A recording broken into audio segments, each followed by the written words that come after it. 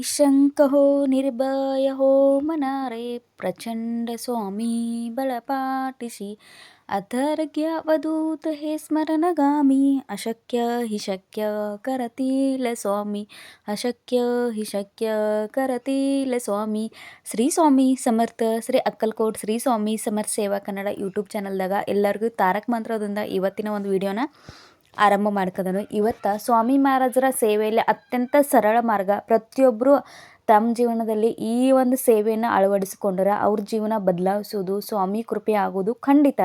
ಹಾಗಾದರೆ ವಿಡಿಯೋನ ನೋಡ್ರಿ. ಯಾವುದಾ ಸೇವೆ? ಸ್ವಾಮಿ ಸೇವೆಯ ಮಾರ್ಗದಲ್ಲಿ ಅತ್ಯಂತ ಸರಳವಾದ ಮಾರ್ಗ. ನೀವು ಕೂಡ ಇದನ್ನು ಪ್ರತಿನಿತ್ಯ ಮಾಡ್ತಾ ಬಂದರೆ ನನಗಿಂತ ಜಾಸ್ತಿ ಸ್ವಾಮಿ ಭಕ್ತಿಯರ ನೀವು ಆಗುತ್ತೀರ. ಹಾಗಾದರೆ ವಿಡಿಯೋನ ಆರಂಭ ಮಾಡೋಣ. ಮೊದಲನೇದಾಗಿ ಸ್ವಾಮಿ ಮಹಾರಾಜರ ಸೇವೆಯಲ್ಲಿ ನಿತ್ಯ ಸೇವೆ ಹೆಚ್ಚಿನ ಪ್ರಾಮುಖ್ಯತೆ ನಮ್ಮೆಲ್ಲರಿಗೂ ಗುರುತಿದೆ. ನಿತ್ಯ ಸೇವೆ ಮಹತ್ವ ಏನು?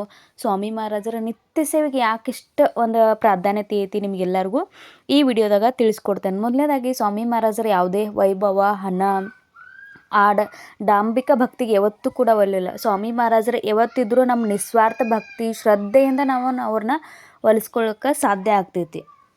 ಯಾವುದೇ ರೀತಿ ಒಂದು ದುಬಾರಿ ಸಾಮಗ್ರಿ ಆಗಲಿ, ವಿಶೇಷ ಪೂಜೆ ಆಗಲಿ ಸ್ವಾಮಿಗೆ ಅದು ಮುಖ್ಯ ಅಲ್ಲ. ಸ್ವಾಮಿಗೆ ಭಕ್ತಿ ಅನ್ನೋದು ಮುಖ್ಯ. ಪ್ರತಿನಿತ್ಯ ನೋಡ್ರಿ ಯಾವ ರೀತಿ ನಮ್ಮ ದಿನನಿತ್ಯದ ನಿತ್ಯ ಕ್ರಮ ಇರ್ತೈತಿಲ್ಲ ಅದ್ರಾಗ ಈ ಒಂದು ನಿಯಮವನ್ನು ಆ್ಯಡ್ ಮಾಡ್ಕೊರಿ. ಮೊದಲನೇದಾಗಿ ಈ ಒಂದು ನಿಯಮಗಳನ್ನ ಆ್ಯಡ್ ಮಾಡ್ಕೋವಾಗ ಒಂದು ಸ್ವಲ್ಪ ದಿನ ನಮ್ಗೆ ಕಷ್ಟ ಆಗ್ಬೋದು. ಯಾಕಂದ್ರೆ ನಾವು ಹೊಸವಾಗಿ ಸೇವೆಯನ್ನು ಮಾಡಿರ್ತೇವೆ.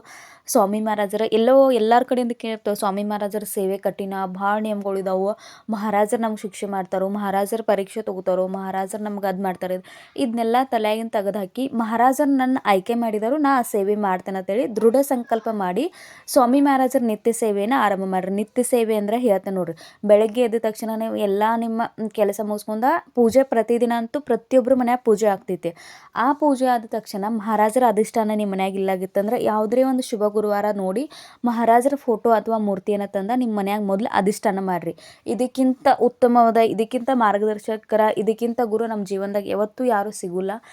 ಹಾಗಾಗಿ ಮಹಾರಾಜರ ಅಧಿಷ್ಠಾನವನ್ನು ಮಾಡಿದ ತಕ್ಷಣ ಸ್ವಾಮಿ ಮಹಾರಾಜರ ಕೇಂದ್ರದಿಂದ ಫೋಟೋ, ಸ್ವಾಮಿ ಚರಿತ್ರೆ ಸಾರಾಮೃತ, ಜಪಮಾಲ ತರಿಸ್ಕೊಂಡ ಮಹಾರಾಜರ ಅಧಿಷ್ಠಾನ ಮಾಡಿದ ಕೂಡಲೇ ಆ ನಂತರ ನೀವು ನಿತ್ಯ ಸೇವೆಗೆ ಆರಂಭ ಮಾಡಿ.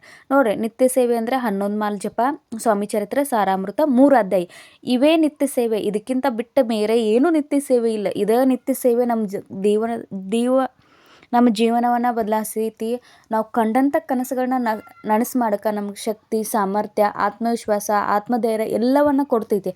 ಹಾಗಾಗಿ ಮಹಾರಾಜರ ಪ್ರತಿನಿತ್ಯ 11 ಮಾಲೆ ಜಪ ಮಾಡೋಕ್ಕಾಗ್ದಿಲ್ಲ ಅಂದ್ರೆ ಒಂದು ಮಾಲೆ ಅಂದ್ರೆ 108 ಮನಿ ಇರ್ತಾವೆ. 108 ಸಲ ನಾವು ಸ್ವಾಮಿ ಮಹಾರಾಜರ ನಾಮಸ್ಮರಣೆಯನ್ನು ಮಾಡಬೇಕು. ಶ್ರೀ ಸ್ವಾಮಿ ಸಮರ್ಥ, ಶ್ರೀ ಸ್ವಾಮಿ ಸಮರ್ಥ, ಶ್ರೀ ಸ್ವಾಮಿ ಸಮರ್ಥ, ಈ ರೀತಿ ಅಂತ ಹೇಳಿ ನಮ್ಗೆ 108 ಸಂಪೂರ್ಣ ನಮ್ಮ ಮನಸ್ಸು, ಶರೀರ ಎರಡೂ ಸ್ವಾಮಿ ಮಹಾರಾಜರ ಮುಂದಿಟ್ಟ ನಾವು ಈ ಜಪವನ್ನು ಮಾಡಬೇಕು. 11 ಮಾಲೆ ಮಾಡೋಕ್ಕಾದ್ರೆ ಸಾಧ್ಯ ಆದ್ರೆ ಮಾಡಿರಿ, ಉತ್ತಮ. ಇಲ್ಲ ನಮ್ಗೆ ಆಗೋಲ್ಲ ಅಂದ್ರೆ ಒಂದೇ ಮಾಲೆ ಮಾಡಿರಿ, ಸ್ವಾಮಿ ಮಹಾರಾಜರ ಚರಣಕ್ಕೆ ಸಮರ್ಪಣೆ ಮಾಡಿರಿ, ಸ್ವಾಮಿ ಚರಿತ್ರೆ ಸಾರಾಮೃತ 3 ಅಧ್ಯಾಯ ಓದ್ರಿ. ಇದ ನೋಡ್ರಿ ನಿತ್ಯ ಸೇವೆ. ಸರಳ ಸೇವಾ ಮಾರ್ಗ ಅಂದ್ರೆ ಇದ ನಿತ್ಯ ಸೇವೆ. ಗುರು ಮೌಲ್ಯವ್ರು ಪ್ರತಿ ತಮ್ಮ ಹಿತಗುಜದಾಗ ಹೇಳುವಂಥ ಒಂದು ಪವಿತ್ರವಾದ ನಮ್ಮ ಜೀವನ ಬದಲಾಯಿಸುವಂಥ ಸೇವೆ ಅಂದ್ರೆ ಸ್ವಾಮಿ ಮಹಾರಾಜರ ನಿತ್ಯ ಸೇವೆ. ಯಾವ ರೀತಿ ನಮ್ಮ ದಿನನಿತ್ಯದಾಗ ನಮ್ಮ ನಿತ್ಯ ಕರ್ಮಗಳು ಮಾಡ್ತೇವೆ, ನಿತ್ಯ ಜವಾಬ್ದಾರಿಗಳನ್ನ ನಾವು ನಿರ್ವಹಿಸ್ತೇವಲ್ಲ, ಅದೇ ರೀತಿ ನಿತ್ಯ ಕರ್ಮವು ಕೂಡ ನಮ್ಮ ದಿನನಿತ್ಯದ ಜೀವನದಾಗ ಒಂದು ಭಾಗ ಆಗಬೇಕು. ಈ 24 ತಾಸ್ದಾಗ ನಮ್ಗೆ 15 ನಿಮಿಷ ಸ್ವಾಮಿಗೋಸ್ಕರ ಕೊಡಬೇಕು. ಆ ನಂತರ ನಾವು ನಮ್ಮ ಮಹಾರಾಜರಿಗೆ ಪ್ರಾರ್ಥನೆ ಮಾಡಬೇಕು. ಮಹಾರಾಜರು ನನ್ನನ್ನು ಆಯ್ಕೆ ಮಾಡಿದಿರಿ, ನನ್ನ ಸೇವೆಯನ್ನು ನೀವು ಮಾಡಿಸ್ಕೋಕದ್ರಿ, ಈ ಸೇವೆಯಿಂದ ನಿಮ್ಮ ಚರಣಕ್ಕೆ ಸಮರ್ಪಣೆ ಮಾಡ್ಕೊಂಡ ನನ್ನ ಕುಟುಂಬದ ರಕ್ಷಣೆ ಮಾಡಿರಿ, ನನ್ನ ಜೊತೆ ಸದಾ ನೀವು ಇರ್ರಿ ಅಂತೇಳಿ ಪ್ರಾರ್ಥನೆ ಮಾಡ್ಕೊಂಡ ನಿಮ್ಮ ಏನು ಕೆಲಸ ಇರ್ತಾವಲ್ಲ ನೀವು ಆ ಕೆಲಸವನ್ನು ಕಂಟಿನ್ಯೂ ಮಾಡಬೇಕು. ಇನ್ನು ನಿತ್ಯ ಸೇವೆ ಮಾಡೋದ್ರಿಂದ ನಮಗೆಲ್ಲ ಏನು ಸಿಗ್ತೈತಿಪ್ಪ ಅಕ್ಕನೇ ಇಷ್ಟೆಲ್ಲ ಹೇಳ್ತಿ, ಅದರ ನಿತ್ಯ ಸೇವೆ ಮಾಡೋದ್ರಿಂದ ನಮ್ಗೆ ಏನು ಸಿಗ್ತೈತಿ ನೋಡ್ರಿ. ಮನುಷ್ಯನಿಗೆ ಎಷ್ಟೇ ಹಣ, ಆಸ್ತಿ ಎಲ್ಲ ಇದ್ದರೂ ಕೂಡ ಮನುಷ್ಯನಿಗೆ ನೆಮ್ಮದಿ, ಆರೋಗ್ಯ, ಮನ್ಯಾಗ ಶಾಂತಿ ಇಲ್ಲ ಇತ್ತಂದ್ರೆ ಎಷ್ಟೇ ಏನು ವೈಭವ, ಸಿರಿ ಸಂಪತ್ತು ಎಲ್ಲ ಮನ್ಯಾಗಿದ್ದರೂ ಅದಕ್ಕೇನೂ ಅರ್ಥ ಇರೋಲ್ಲ. ಹಾಗಾಗಿ ನಮಗೆ ಬೇಕಾಗಿರೋದು ನಮ್ಮ ಮನಸ್ಸಿಗೆ ನೆಮ್ಮದಿ, ಆರೋಗ್ಯ, ನಾವು ಕೆಲಸ ಮಾಡೋಕ್ಕೆ ಅದ್ರ ಸಾಮರ್ಥ್ಯ, ಸದಾ ಖುಷಿಯಿಂದ ಇರುವಂಥ ಒಂದು ವಾತಾವರಣ ಇಷ್ಟ ನಮ್ಮ ಜೀವನದಾಗ ಬೇಕಾಗಿರೋದು. ನಿಮ್ಗೆಲ್ಲರಿಗೂ ಗೊತ್ತಿದ್ರು ಪ್ರತಿಯೊಬ್ಬರು ಕೂಡ ಬಯಸೋದೇ ಅದ, ನನ್ನ ಕುಟುಂಬ ಖುಷಿಯಿಂದ ಇರಲಿ, ನನ್ನ ಮನೆಯಾಗಿರುವ ಪ್ರತಿಯೊಬ್ಬರು ಕನಸು ನನಸಾಗಲಿ, ಪ್ರತಿಯೊಬ್ಬರು ಖುಷಿಯಿಂದ ಜೀವನ ಮಾಡಲಿ, ಆರೋಗ್ಯದಿಂದ ಇರಲಿ ಅಂತೇಳಿ ನಾವು ಬಯಸೋದು. ಹಾಗಾಗಿ ಪ್ರತಿನಿತ್ಯ ನಿತ್ಯ ಸೇವೆ ಮಾಡೋದರಿಂದ ನಮ್ಮ ಮನಸ್ಸಿಗೆ ಶಾಂತಿ ದೊರೀತೈತಿ, ಧೈರ್ಯ ದೊರೀತೈತಿ, ಆತ್ಮವಿಶ್ವಾಸ ದೊರೀತೈತಿ, ಮತ್ತು ನಮ್ಮ್ಯಾಗ ನಮ್ಗೆ ಒಂದು ಧೈರ್ಯ ಅನ್ನೋದು ಹೆಚ್ಚಾಗ್ತೈತಿ. ಯಾವುದೇ ಒಂದು ಕೆಲಸ ಮಾಡುವಾಗ ನಾ ಇದನ್ನು ಮಾಡ್ತೇನೋ ಅನ್ನೋ ಆತ್ಮವಿಶ್ವಾಸ ನಮಗೆ ಹೆಚ್ಚಾಗ್ತೈತಿ. ಯಾವಾಗ ನಾವು ಆಧ್ಯಾತ್ಮಿಕವಾಗಿ ಪ್ರಗತಿ ಹೊಂದ್ತೇವಲ್ಲ, ಅವಾಗ ನಮ್ಮ ಸಂಪೂರ್ಣ ಏನು ಸಕಾರಾತ್ಮಕ ಊರ್ಜೆ ಏನಿರ್ತೈತಿಲ್ಲ, ನಮ್ಮ ಶರೀರ, ನಮ್ಮ ಮನಸ್ಸು, ನಮ್ಮ ಮನ ಎಲ್ಲವನ್ನು ತುಂಬ್ತೈತಿ. ಹಾಗಾಗಿ ನಕಾರಾತ್ಮಕ ಅನ್ನೋದು ಅಲ್ಲಿ ಯಾವತ್ತೂ ಕೂಡ ಜಾಗ ಇರೋಲ್ಲ, ನಮ್ಮ ಮನ್ಯಾಗಾಗಲಿ ನಮ್ಮ ಮನಸ್ಸಾಗಲಿ. ಇನ್ನು ಭಕ್ತಿ ಮತ್ತು ಶ್ರದ್ಧೆ, ಆತ್ಮವಿಶ್ವಾಸ ಅನ್ನೋದು ಹೆಚ್ಚಾಗ್ತೈತಿ. ಯಾವಾಗ ನಾವು ದೇವ್ರನ್ನ ನಂಬ್ತೇವೋ, ಯಾವಾಗ ನಮ್ಮ ಸೇವೆಯ ಬ್ಯಾಲೆನ್ಸ್ ಹೆಚ್ಚಾಗ್ತೈತಿ, ಅವಾಗ ನಮ್ಗೆ ಭಕ್ತಿ ಶ್ರದ್ಧೆ ಅನ್ನೋದು ನಮ್ಗೆ ಹೆಚ್ಚಾಗ್ತೈತಿ. ಯಾಕಂದರೆ ಯಾವುದು ಅಸಾಧ್ಯವನ್ನೋದು ಮಹಾರಾಜರಿಗೆ ಅನ್ನೋದು ಏನಿಲ್ಲ. ಹಾಗಾಗಿ ನಾವು ಅವ್ರನ್ನ ಒಲಿಸ್ಕೋಬೇಕು, ನಮ್ಮ ಜೀವನದಾಗ ನಾವು ನಮ್ಮ ಜೀವನವನ್ನು ರೂಪಿಸ್ಕೋಬೇಕು. ನಮ್ಮ ಕಂಡಂಥ ಕನಸುಗಳನ್ನ ನಾವು ನನಸು ಮಾಡ್ಬೇಕಂದ್ರೆ ಮಹಾರಾಜರ ಸೇವೆಯನ್ನು ಮಾಡಬೇಕು, ಅವ್ರ ಮ್ಯಾಗ ವಿಶ್ವಾಸ ಇರಬೇಕು, ಭಕ್ತಿಯಿಂದ ಅವ್ರ ಸೇವೆ ಮಾಡ್ಬೇಕು.